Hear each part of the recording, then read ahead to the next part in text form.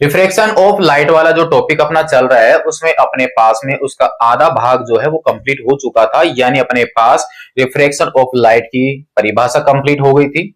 एक डायग्राम के द्वारा हमने उसको समझा भी था और साथ में उसके दो नियम जो है उनके बारे में हमने जाना था कि स्नेल का नियम क्या होता है, और साथ में हमने ये भी जाना था कि आपतित किरण आपतन बिंदु पर अभिलंब और अपवर्तित किरण जो है वो तीनों एक ही तल में स्थित होते हैं। ये अपने पास में सेकंड नियम था।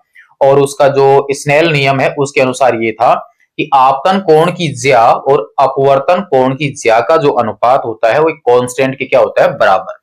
और वो कांस्टेंट जो मान था वो किसके बराबर था, उस माध्यम के अपवर्तनांक के बराबर। यहां तक अपना जो टॉपिक था वो कंप्लीट हो चुका था। फिर अपने पास में हम ये जाने कि यहाँ पर प्रकाश के अपवर्तन की जो परिभाषा हमने समझी थी कि जब कोई प्रकाश रे जो है वो एक समांगी पारदर्शी माध्यम से दूसरे समांगी पारदर्शी माध्यम में प्रवेश करता है, तो दूसरे माध्यम में जो प्रवेश करता है उसके एंट्री पॉइंट से उसका पथ क्या हो जाता है, विचलित हो जाता है। और उसका रास्ता जो टेढ़ा होता है, ये जो घटना घटित हुई है उसी घटना को हम क्या कहते हैं, प्रकाश का अपवर्तन। तो अब अपने पास पॉइंट ये आ जाता है कि वहां पर मीडियम बदलने की वजह से उसका पथ जो है वो विचलित हुआ क्यों, क्या कारण ऐसा हुआ कि उसकी वजह से वहां पर उसका पथ जो है वो टेढ़ा हो चुका है। तो हमने यहां पर एक सूत्र देखा था कि N21 बराबर V1 बटा V2।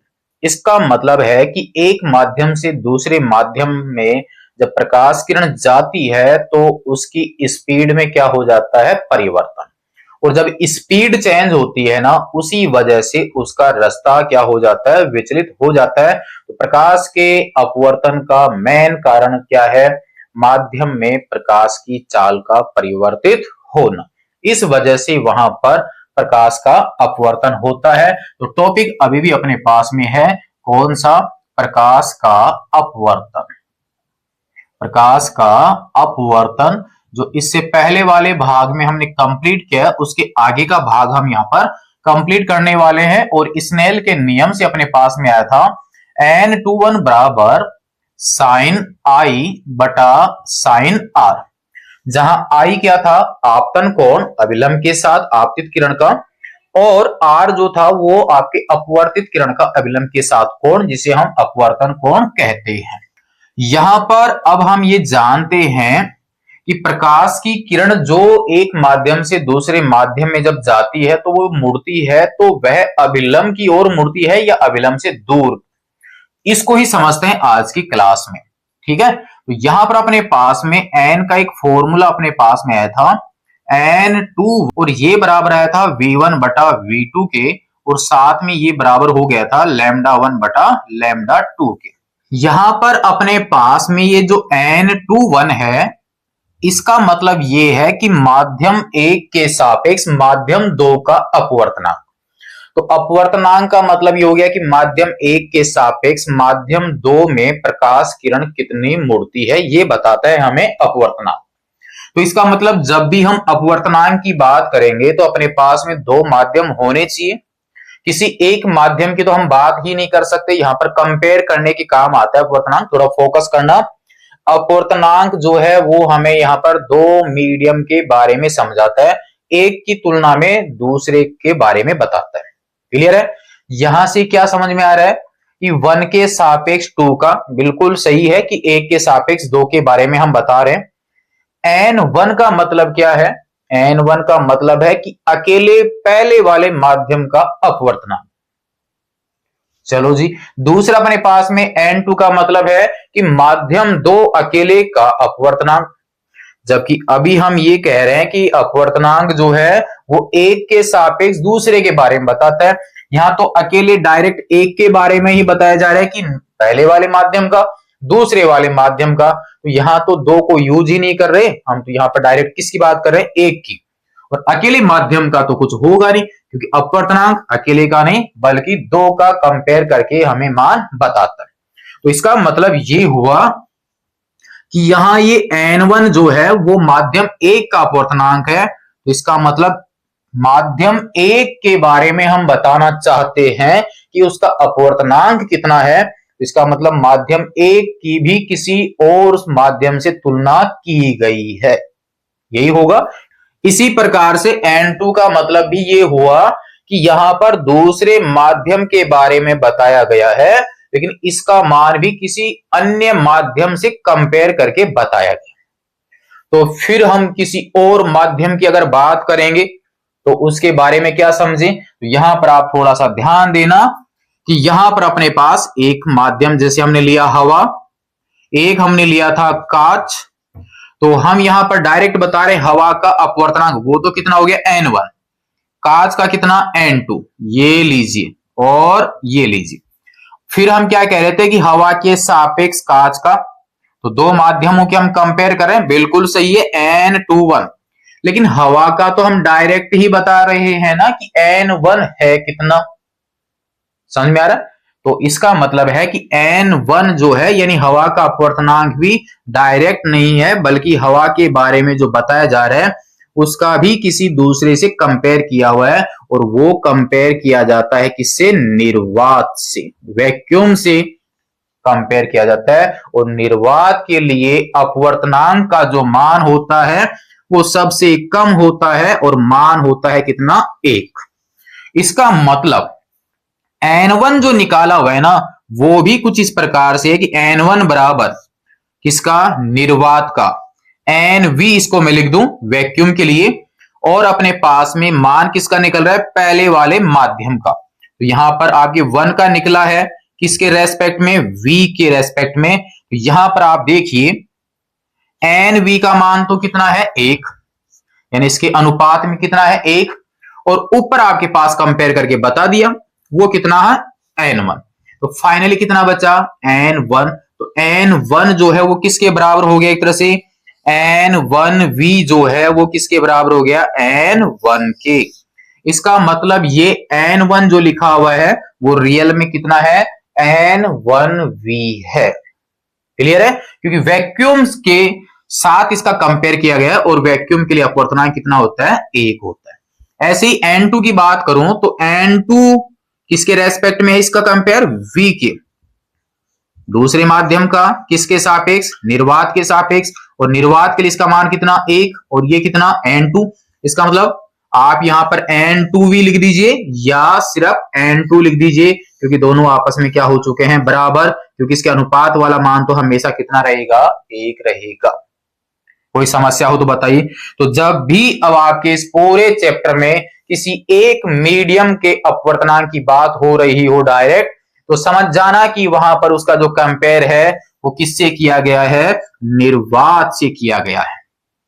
तो इसका मतलब पहले हवा का निकाला गया है तो वो निर्वात से कंपेयर करके निकाला गया है, कांच का निकाला गया है तो पहले निर्वात से कंपेयर किया हुआ है, फिर उसके बाद हवा के सापेक्ष किसका निकाला गया है, ग्लास का, यानी एन एयर के सापेक्ष ग्लास का या एयर का ग्लास के सापेक्ष।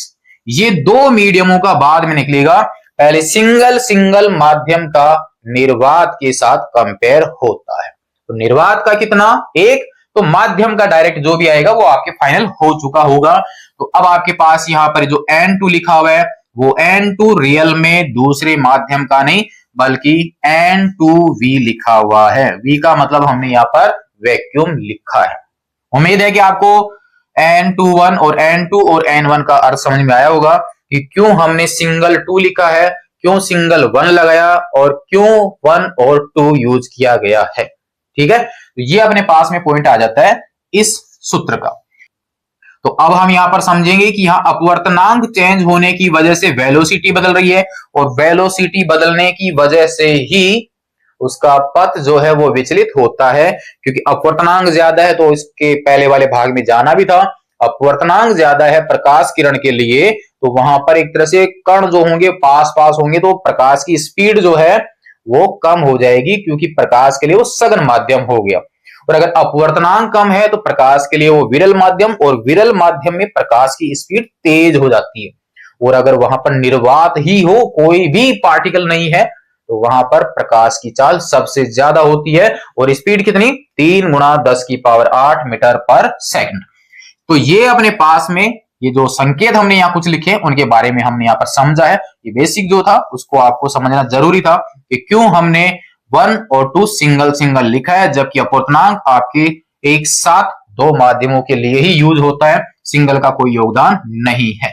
अब बढ़ते हैं इसके आगे और जानते हैं कि किस और प्रकाश की किरण अपवर्तित होकर झुकेगी, अभिलंब की ओर या अभिलंब से दूर, उसको समझते हैं। अब उम्मीद है कि आपको अब तक का टॉपिक जो है वो समझ में आया होगा। बिल्कुल बेसिक से आप इसको लीजिए ताकि आपको इसको रटना नहीं पड़े, बिल्कुल कॉन्सेप्ट क्लियर होके चले कि किस लाइन का मतलब क्या है। तो अब आप यहां पर दो कंडीशन हम लेते हैं, विशेष स्थितियां लिखकर उनको समझते हैं कि क्या ये कंडीशन बनती हैं। विशेष स्थितियां, तो यहां पर आपके पास ध्यान दीजिए, यहां पर आपके पास में पहली जो कंडीशन है उसके हिसाब से यदि N21 जो है वो 1 से बड़ा है तो इसका मतलब ये हुआ कि N2 बटा N1 बड़ा हो गया किससे, 1 से। क्लियर है? या मैं ये कहूं कि माध्यम 1 के सापेक्ष माध्यम 2 का अपवर्तनांक 1 से ज्यादा है। माध्यम 1 के सापेक्ष माध्यम 2 का जो अपवर्तनांक है वो 1 से ज्यादा है। तो इस स्थिति में यहां N2 बटा N1 जो है एक तरह से किसके बराबर है, साइन आई बटा साइन आर की। ये बन गया साइन आई बटा साइन आर, और ये बड़ा हो गया किससे, 1 से। कोई समस्या? जब ये साइन आर इधर की ओर जाएगा तो आपकी पॉइंट कुछ ऐसा बन जाएगा, साइन आई बड़ा हो गया साइन आर से। तो कंपेयर करें तो इसका मतलब ये हुआ कि कोण आई जो है वो बड़ा हो जाएगा कोण आर से। ये बिल्कुल अब अपने समझ में आ गया कि यहां N21 का मान 1 से बड़ा है, यानी माध्यम 1 के सापेक्ष माध्यम 2 का अपवर्तनांक ज्यादा है। या फिर मैं ये समझूं कि माध्यम 1 तो है विरल और माध्यम 2 जो है वो क्या है, सघन है। क्लियर है? यानी पहले माध्यम के सापेक्ष दूसरा माध्यम जो है वो सघन है। तो यहां पर इस स्थिति में यह समझ में आया कि इस स्थिति में आपतन कोण जो है वो उसके अपवर्तन कोण से बड़ा होगा। तो यहां से सारांश क्या समझ में आया कि प्रकाश किरण अगर विरल माध्यम से सघन माध्यम में जाती है, विरल से किसमें, सघन में, क्योंकि विरल का अपवर्तनांक कम होगा और सघन का अपवर्तनांक क्या होगा, ज्यादा। तो विरल से सघन में जब ये जाएगी तो आपतन कोण तो है बड़ा और अपवर्तन कोण क्या है, छोटा। इसके हिसाब से डायग्राम को कुछ ऐसे समझें, ये आपके अभिलंब हो गया, ये आपकी आपतित किरण हो गई, ये कोण है आई। तो सपोज कीजिए आई का मान जो है वो 50 डिग्री है। यहां पर आपके पास आर जो है ना वो आर इस स्थिति में आई से तो छोटा ही होगा, और छोटा होगा तो इसके साथ कोण बनाएगा, मान लीजिए 30 डिग्री का बना रहा है, तो 30 डिग्री के हिसाब से ये इधर की ओर आएगा, क्योंकि 50 होता तो ये सीधी रेखा जाती इस प्रकार से, यहां से ये कोण 50 होता, लेकिन इसके हिसाब से कोण आई से छोटा है आर। तो ये 50 तो होगा नहीं, 50 से क्या होगा, कम होगा, और 50 से कम होगा तो ये देखिए आपकी रे ऐसे थी ना, तो रे किधर की ओर आ गई, अभिलंब की ओर आ गई। तो क्या समझ में आया कि जब प्रकाश किरण विरल माध्यम से सघन माध्यम में प्रवेश करती है या जाती है, या मैं ये कहूं कि कम अपवर्तनांक वाले माध्यम से अधिक अपवर्तनांक वाले माध्यम में किरण जाती है, तो प्रकाश किरण अभिलंब की ओर झुकती है, अभिलंब से दूर नहीं हटती है। यही हमने समझा था उसके डायग्राम में। तो यहां पर आई बड़ा आर छोटा, यानी यहां पर किरण जो है अभिलंब की ओर झुकती है या अभिलंब की ओर मुड़ती है। इसके हिसाब से देखिए पथ में तो अंतर आ ही चुका, तो पथ में अंतर आएगा तो या तो इधर की ओर आएगी रे या इसके मूल पथ से ऊपर की ओर जाएगी। तो यहां पर आपको कंफर्म हो गया होगा कि अभिलंब की ओर आएगी। अब आपके सेकंड कंडीशन समझ लेते हैं। सेकंड कंडीशन के अनुसार अब यदि N21 छोटा है 1 से, इसके हिसाब से यह समझ में आ रहा है कि माध्यम 1 के सापेक्ष माध्यम 2 का अपवर्तनांक 1 से कम है। इससे क्या समझ में आया, N2 बटा N1 छोटा है 1 से, तो इसके हिसाब से यह हुआ कि N2 छोटा है किससे, N1 से, यानी पहले वाले माध्यम का अपवर्तनांक ज्यादा है और जिसमें रे जा रही है ना उसका अपवर्तनांक कम है। तो क्या सीधा सा ये समझ में नहीं आया कि सघन माध्यम से विरल माध्यम में प्रकाश संचरित हो रहा है। तो यहां से आगे बढ़े, ये वाला मान किसके बराबर, साइन आई साइन आर के, ये छोटा हो गया किससे, 1 से। साइन आर को आप उधर भेज के देखिए क्या कंडीशन बनती है, साइन आर छोटा है साइन आर से, यहां से कोण आई छोटा हो गया कोण आर से। ये लीजिए यहां तो उल्टा ही हो गया आपके पास, यहां पर आपतन कोण बड़ा था, ये छोटा था। अब की बार क्या होगा, ये तो रह जाएगा छोटा और ये हो जाएगा बड़ा। इसका मतलब ये कोण अगर आपके 50 डिग्री है, इसके हिसाब से ये आपके पास अविलंब आपतन कोण जो है वो यहां पर आपके कितना है, 50 डिग्री है। ये इसका मूल पथ है और ये कोण कितना होगा, 50 ही होगा शीर्षाभिमुख से। अब आपके आई से बड़ा है आर, इसका मतलब 50 से तो बड़ा ही होगा, 50 से बड़ा करने के लिए किरण जाएगी इधर की ओर। ये 50 से ज्यादा, 50 तो यहां तक ही हो गया, ये इससे ज्यादा, इसका मतलब अभिलंब से किरण दूर हट रही है। कब, जब प्रकाश किरण सघन माध्यम से कौन से माध्यम में जा रही है, विरल माध्यम में, तो आपके अपवर्तित किरण, अपवर्तित किरण अभिलंब से दूर हटती है।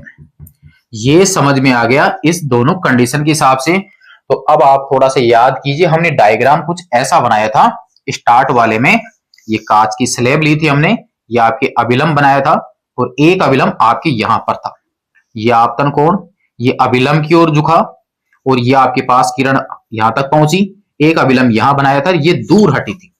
हवा, विरल माध्यम, कांच, आपके पास कांच जो है वो हवा के सापेक्ष क्या है, सघन, फिर किस में गई किरण, हवा में, तो विरल से सघन, सघन से विरल, तो विरल से सघन में गया, अभिलंब की ओर किरण झुकी, और जब सघन से विरल में गया तो अभिलंब से दूर हट गई। यह आपको कॉन्सेप्ट जो है याद रखना है, क्योंकि इसी टॉपिक पर आधारित आपके आगे के टॉपिक हल होने वाले हैं।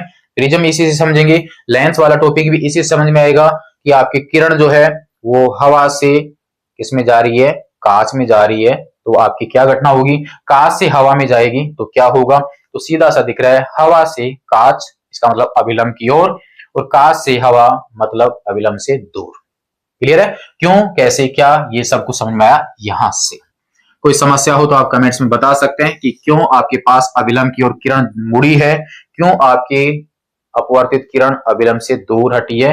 दोनों के रीजन आपके यहाँ पर साफ साफ नोट हो जाते हैं। अब अपने पास थोड़ा सा यहाँ पर ध्यान दीजिए, ये जो माध्यम था उसको हमने नंबर 1 दिया था, इसको 2 दिया था और वापस ये हवा में ही चली गई। तो अब आप थोड़ा सा यहाँ पर देखिए कि 1 से 2 में जा रहे हैं, तो अब 2 से किस में जा रहे हैं, 1 में, तो इसका मतलब ऐसे लिखूं n2 1, ये वाली कंडीशन। इसके लिए क्या लिखूं, n और 1 और 2, एक माध्यम के सापेक्ष दूसरे का, दूसरे के सापेक्ष पहले वाले का, तो क्या इनमें कुछ रिलेशन होगा, तो इसी को समझते हैं अब इसके आगे, जिसको हम बोलेंगे उत्कर्मणीयता का सिद्धांत। तो नेक्स्ट टॉपिक अब अपने पास में रहने वाला है प्रकाश के लिए उत्कर्मणीयता का सिद्धांत। फिलहाल आप ये दोनों कंडीशन जो है इनको आप नोट कर लीजिए, लैंग्वेज आप कंप्लीट कर लेना कि जब प्रकाश किरण सघन माध्यम से विरल माध्यम में जाती है तो अपवर्तित किरण अभिलंब से दूर हटती है। और यहाँ पर आप कंप्लीट क्या करोगे कि जब प्रकाश किरण विरल माध्यम से सघन माध्यम में जाती है तो अभिलंब की ओर झुकती है या अभिलंब की ओर मुड़ती है। यहाँ सघन और विरल जो है हम बात कर रहे हैं किसके लिए, प्रकाश के लिए, कि न कि अपने पास द्रव्यमान घनत्व के हिसाब से।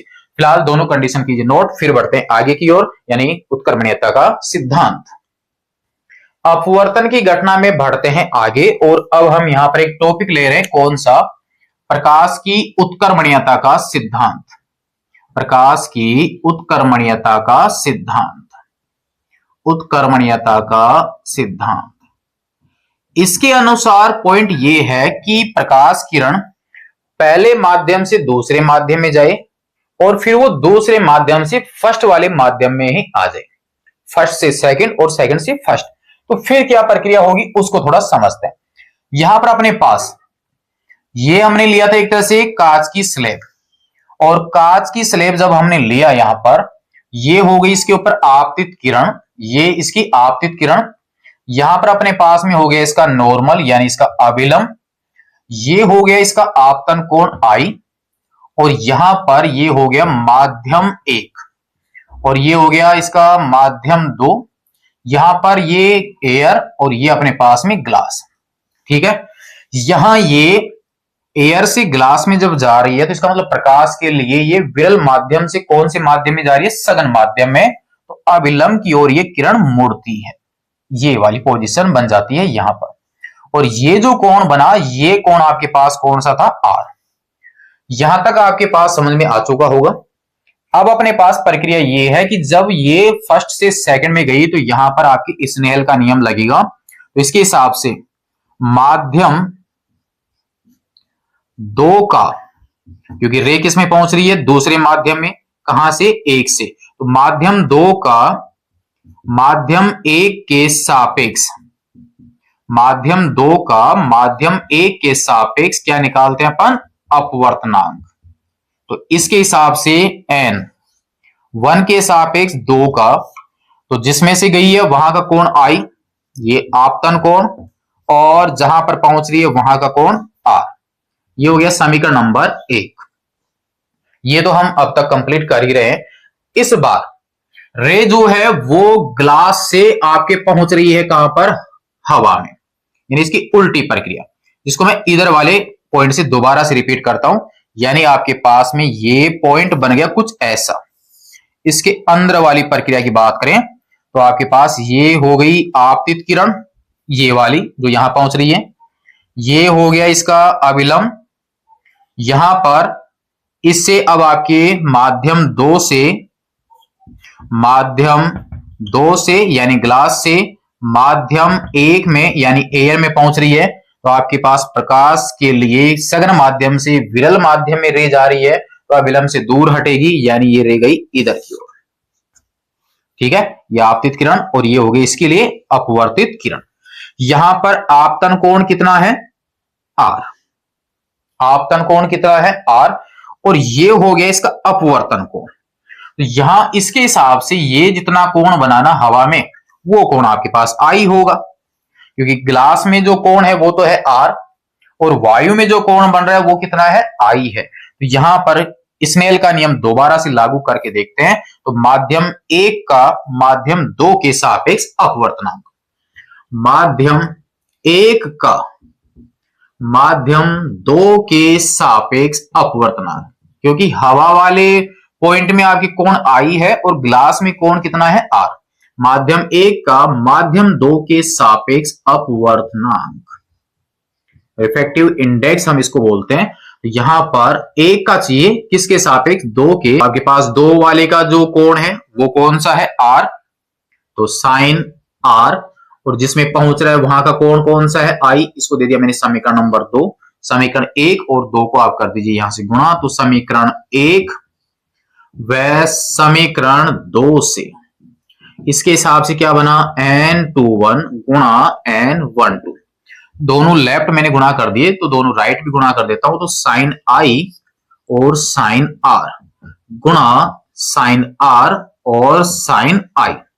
यहां n21 गुणा n12, तो ये तो दोनों एक दूसरे को क्रॉस ही कर रहे हैं, तो आंसर क्या आ गया? 1। इसके हिसाब से n21 बराबर हो गया 1 बटा n12। इसका मतलब पहले वाले माध्यम के सापेक्ष दूसरे वाले माध्यम का अपवर्तनांक दूसरे वाले माध्यम के सापेक्ष पहले वाले माध्यम के अपवर्तनांक की क्या होता है? व्युत्क्रम होता है। क्या होता है? व्युत्क्रम। और इसी को कहते हैं उत्क्रमणीयता का सिद्धांत। उम्मीद है कि आपके समझ में आया होगा। आपके पास 1 2 2 1 उल्टा कर दीजिए आप इसको, और एक दूसरे क्या भेज दीजिए? व्युत्क्रम में। तो ये अपने पास में है उत्क्रमणीयता का सिद्धांत। तो इसके हिसाब से अब अगर हम इसको ग्लास और एयर वाला बनाना चाहें तो क्या बनेगा? आपके पास एयर से किस में पहुंच रहा है? ग्लास में। तो एयर से ग्लास गुणा में आपके पास में ग्लास से कहां पर पहुंच रहा है? अब एयर में। तो कहां से कहां तक? आपके पास एयर में पहुंच रहा है, कहां से? ग्लास में। और दोनों का गुणनफल कितने के बराबर हो जाएगा? 1 के बराबर। अगर पॉइंट ये बोला जाता है कि जल से पहुंच रहा है वो ग्लास में, जल से ग्लास में, और ग्लास से वापस किसमें? जल में। तो आप इन दोनों का गुणा कर दीजिए तो वो भी किसके बराबर हो जाएगा? 1 के बराबर हो जाएगा। इसी प्रकार से ये प्रक्रिया आपकी आगे बढ़ती जाएगी और ये आ जाता है आपके पास उत्क्रमणीयता का सिद्धांत। अब आप थोड़ा सा यहाँ पर ध्यान दे लीजिए कि अपने पास ग्लास का कितना अपवर्तनांक होगा, जल का कितना होगा, वायु का कितना होता है। तो कुछ माध्यमों के अपवर्तनांक हम यहाँ पर लिख रहे हैं। डायरेक्ट हम किसी एक माध्यम का लिख रहे हैं तो समझ जाना उसका कंपेयर किससे किया हुआ है, निर्वात से। तो सबसे पहले हम निर्वात का ही लिख लेते हैं। तो नोट करके हम लिख लेते हैं नंबर 1 पर निर्वात का अपवर्तनांक, जो कि आपके एग्जाम में पूछ भी लिया जाता है, निर्वात का अपवर्तनांक। अब ये तो समझ में आ गया होगा, दो माध्यमों का अनुपात निकलेगा अपवर्तनांक के लिए, तो वो आपके मात्रक ही नहीं होगा। तो इसका होता है 1 और वो सबसे कम होता है, यानी निर्वात से कम अपवर्तनांक किसी भी माध्यम का नहीं होता है। एक माध्यम के सापेक्ष दूसरे का तो निकल ही जाएगा, लेकिन किसी एक का, जैसे जल की बात करेंगे तो जल का अपवर्तनांक डायरेक्ट कंपेयर किससे होगा, 1 से, तो वो 1 से कम नहीं आता है। तो ये हो गया सबसे कम यानी न्यूनतम अपवर्तनांक। कोई अगर आपको पूछे कि सबसे कम अपवर्तनांक कितना होता है तो आंसर आपका 1 हो जाएगा, और वो किसके लिए, निर्वात के लिए। अब हम सेकंड नंबर पे ले लेते हैं, यहां पर नंबर 2 पर Na। ए का मतलब समझ में आ गया होगा, एयर का यानी वायु का अपवर्तनांक कितना होता है। तो वायु का डायरेक्ट हम बता सकते हैं क्या, वायु का बताएंगे किसके सापेक्ष, निर्वात के सापेक्ष। यानी ये कुछ कैसे लिखा जाएगा, एन वायु का निर्वात के सापेक्ष, यानी वायु का अपवर्तनांक और निर्वात का अपवर्तनांक, इसका 1 होता है। तो ये आपके पास एन ए जो है वही किसके बराबर हो गया, ए वी के। तो समझ जाना, सीधा सीधा पहले भी बता दिया, जब भी किसी के साथ सिंगल अंक अगर आपके लग रहा है तो समझ जाइए वो निर्वात से कंपेयर किया हुआ है। तो एन ए का मान होता है 1.000229, या इसको मैं लिख सकता हूं 1.0003। तो ये वाला मान जो है वो 1 के ही नजदीक है, क्योंकि ये पॉइंट में आपके बहुत आगे तक जा रहा है, 1.0003 और ये 1। तो लगभग निर्वात और आपकी वायु का अपवर्तनांक 1 के बराबर ही होता है। और हम यहाँ पर निर्वात न लेकर वायु को ही सबकी कंपेयर करते हैं कि वायु के सापेक्ष ग्लास का कितना, वायु के सापेक्ष जल का कितना, क्योंकि इसका लगभग आपके 1 के आसपास ही होता है। बाकी 1 से ज्यादा है, आप देख सकते हैं सबसे कम तो 1 ही हुआ, ये 1 से थोड़ा ही ज्यादा हो लेकिन ज्यादा है। नंबर 3 की बात करते हैं, NW की। इसका मतलब जल का अपवर्तनांक निर्वात के सापेक्ष, और वो अपने पास में होता है 4/3 यानी 1.33। यहां पर अपवर्तनांक 1 से कम तो किसी का हो ही नहीं सकता, और 1 भी नहीं हो सकता। किसी भी माध्यम का अपवर्तनांक 1 नहीं हो सकता, हमेशा अपवर्तनांक 1 से बड़ा ही होगा किसी भी माध्यम का, क्योंकि सबसे कम तो कौन लेके बैठा हुआ है, निर्वात लेके बैठा हुआ है, और वो कितना, 1। यहां पर 1.33 कंपेयर करेंगे, 1 की तुलना में ये 1.33 गुना है। नंबर 4 की बात कर लेते हैं हम ग्लास की, और ग्लास का होता है यहां पर आपके पास में 3/2 यानी 1.5। और ग्लास भी आपके अलग अलग प्रकार के होते हैं, तो उसके हिसाब से उनका थोड़ा चेंज हो जाता है, किसी का 1.52 हो जाता है, किसी का 1.5 के आसपास कुछ हो जाता है। सबसे ज्यादा अपवर्तनांक किसका होगा, प्रकाश के लिए सबसे ज्यादा होता है हीरे का अपवर्तनांक, यानी आपके पास सबसे ज्यादा अपवर्तनांक जो होगा वो मैं यहां पर लिख देता हूं ND से, डायमंड का, और वो होता है 2.418, जिसको मैं लगभग लिख सकता हूं 2.42, यानी 1 की तुलना में लगभग 2.5 गुना उसका सघन माध्यम मिलेगा प्रकाश को, किसकी तुलना में, निर्वात की तुलना में। तो सबसे कम मिनिमम निर्वात का, और सबसे ज्यादा यानी मैक्सिमम होता है डायमंड का, हीरे का 2.418 या 2.42। ये अपने पास कुछ माध्यमों के हमने अपवर्तनांक लिखे हैं, और यहां पर किसी एक माध्यम का अपवर्तनांक लिख रहे हैं, तो सबकी तुलना किससे की हुई है, निर्वात से की हुई है। ये था अपने पास में अपवर्तन से संबंधित कुछ पॉइंट, कुछ माध्यमों के अपवर्तनांक। अब अपने पास अपवर्तन से संबंधित कुछ घटनाएं, यानी व्यवहारिक दैनिक जीवन में कुछ घटनाएं घटित होती हैं, उनके बारे में हम अध्ययन करेंगे इससे आगे वाले भाग में। फिलहाल कर लीजिए आप यहां पर इसको नोट, उत्क्रमणीयता का सिद्धांत। नेक्स्ट में देखेंगे अपवर्तन की घटना दैनिक जीवन में उदाहरण।